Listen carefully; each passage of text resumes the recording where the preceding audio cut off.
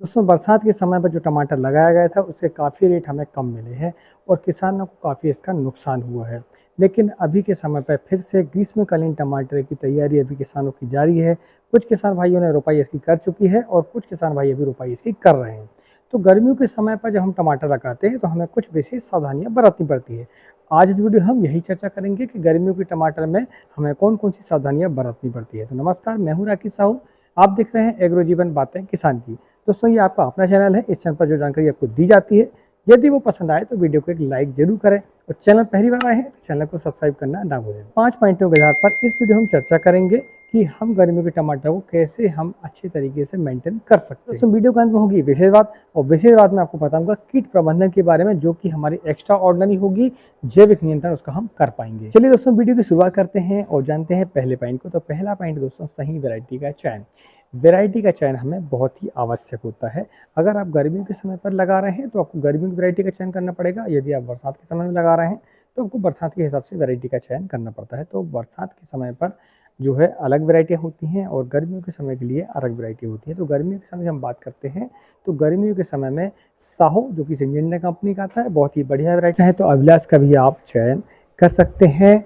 आप चाहें तो हिम शिखर, जो कि सिंजेंटा कंपनी का आता है, उसका भी आप चयन गर्मियों में करते हैं तो आप देखेंगे कि आपका जो है उत्पादन बढ़िया आएगा। वहीं हाइब्रिड की बात करते हैं तो हाइब्रिड में 1057, जो कि सिंजेंटा कंपनी की है, बहुत ही बढ़िया वैरायटी है। ठीक है, आप इन वैरायटी में से किसी का चयन कर सकते हैं या फिर अपने एरिया के हिसाब से आप कुछ किसान भाइयों से चर्चा करें। अपने एरिया में जो टेम्परेचर होता है उसके हिसाब से जो वैरायटी पहले ली गई है पिछली गर्मियों पर, उस हिसाब से वैरायटी का चयन कर सकते हैं।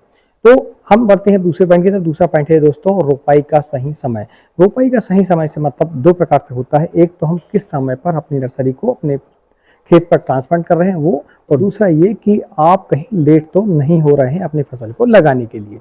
तो सबसे पहले हम बात करते हैं समय की। तो समय, फरवरी का महीना बहुत ही बढ़िया होता है यदि आप गर्मियों के लिए टमाटर लगा रहे हैं तो।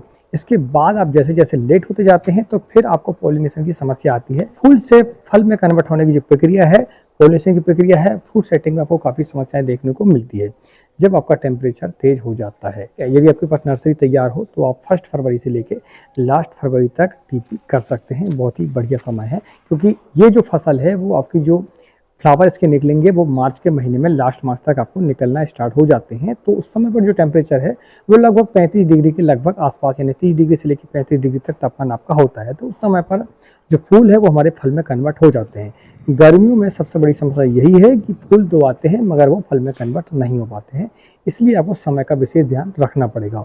दूसरा ये कि हमारी जो नर्सरी है उसको हम रोपाई कब करें, तो रोपाई आपको शाम के समय करनी पड़ेगी 3 बजे के बाद। ठीक है, आप सिंचाई पहले अच्छे से कर लें और इसके बाद 3 बजे के बाद आप रोपाई इसकी करें। तो रात भर का जो समय है आपका वो ठंडा मौसम होता है, तो आपका जो पौधा है वो मुरझाता नहीं है। और नर्सरी की जो हाइट है आपको वो ज़्यादा नहीं रखनी है।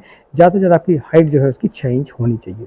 ठीक है, और जो उसका तना है वो मोटा होना चाहिए, बढ़िया मजबूत तना होना चाहिए, तो आपका जो पौधा है वो जल्दी से ग्रोथ ले लेता है। ठीक है, तो ये रहा दोस्तों सही समय रोपाई का। अब हम बात करते हैं तीसरे पॉइंट को। तो तीसरा पॉइंट है दोस्तों कीट कंट्रोल। कीट कंट्रोल की जब भी हम बात करते हैं तो उसमें हम देखते हैं कि गर्मियों के समय पर ये समस्या काफ़ी आती है।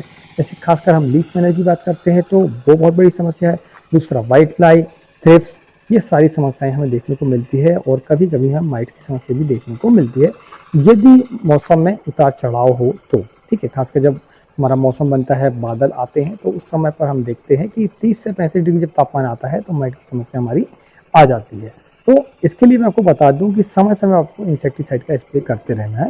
जैसे व्हाइट फ्लाई, थ्रिप्स और लीफ माइनर के लिए आप जो है इमामेक्टिन, थाइमेथाक्सम, इमिडाक्लोपिड, कटाप हाइड्रोक्लोराइड, एसिटामिनोफेट, इनका आप चयन कर सकते हैं। और हल्की इल्ली के लिए आप जो है कोराजिन का भी इस्तेमाल कर सकते हैं। तो कोराजिन का जब इस्तेमाल करते हैं तो लीफ माइनर की समस्या भी आपकी खत्म होती है और साथ में इल्लियों की समस्या भी आपकी खत्म हो जाती है।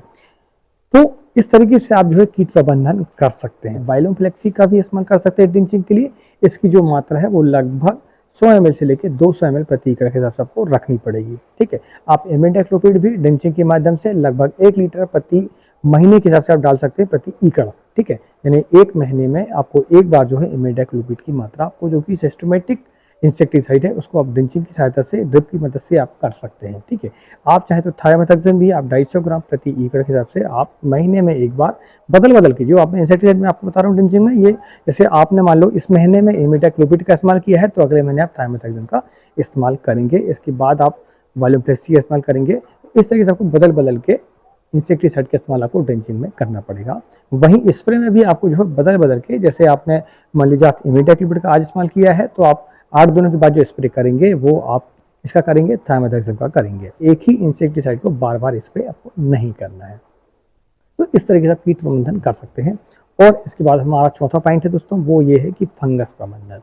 फंगस तो वैसे गर्मियों के मौसम पर कम ही आता है, लेकिन फिर भी लेट ब्लाइट की समस्या है वो काफ़ी हमें देखने को मिलती है। वहीं जब बारिश यदि अचानक हो जाती है, थोड़ा बहुत बारिश अगर गिर जाती है गर्मियों के मौसम पर, तो उस समय पर आपको पहले से सचेत रहना पड़ेगा।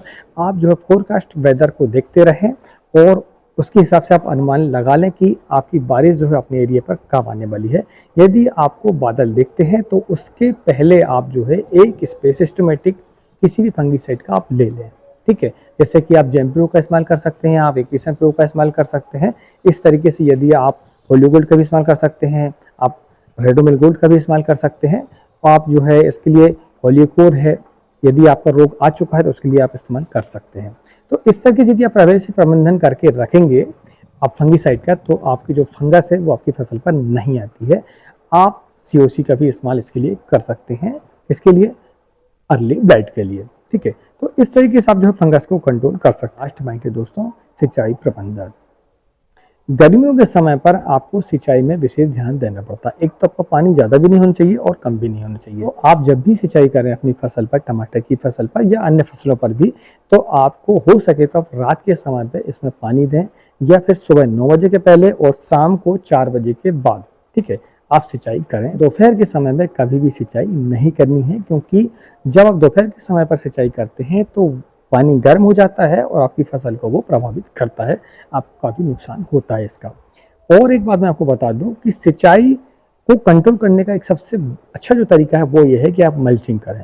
आप गर्मियों के समय पर खासकर प्लास्टिक मल्चिंग भी कर सकते हैं, और आप चाहें तो अपनी फसल पर जो है पुलाव वगैरह का भी इस्तेमाल कर सकते हैं प्राकृतिक मल्चिंग के लिए।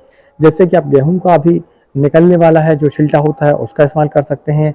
यदि आपके पास धान का पुलाव है तो उसका भी इस्तेमाल आप मल्चिंग के लिए कर सकते हैं। हाँ, बरसात के समय पर आपको प्लास्टिक मल्चिंग का ही इस्तेमाल करना चाहिए, लेकिन गर्मियों के समय पर आप जो है प्राकृतिक मल्चिंग का भी इस्तेमाल करते हैं तो आपको किसी प्रकार की समस्या नहीं आती है। दोस्तों, ये वीडियो आपको कैसा लगा हमें प्लीज़ कमेंट करके जरूर बताएं, और यदि ये वीडियो आपको अच्छा लगा हो तो वीडियो को लाइक जरूर करें। चैनल पर पहली बार आए तो चैनल को सब्सक्राइब करना ना भूलें। अब हम जानते हैं वीडियो की विशेष बात।